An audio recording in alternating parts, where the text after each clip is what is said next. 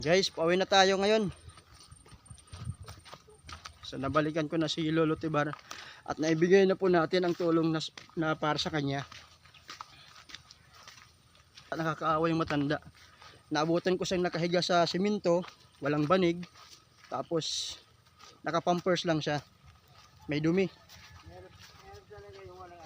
Oo, nakakaawa, no?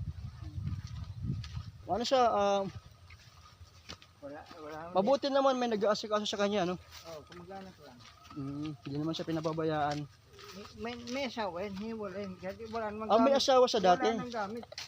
Kaya hindi na nagpupunta na dyan.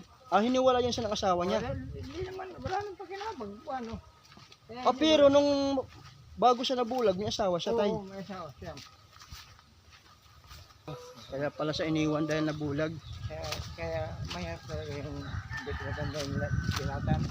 Lalo na pagka wala kang mga kamag-anak. Walang anak. Walang mag-aaruga siya. Nakakaawa nga siya. Pero sige lang. Baka makabalik pa ako dito ulit. Marami magagamit niya kasi daming dilata. Daming grocery. Huwag iiwan doon, baka nakawin lang. Oo. Sige.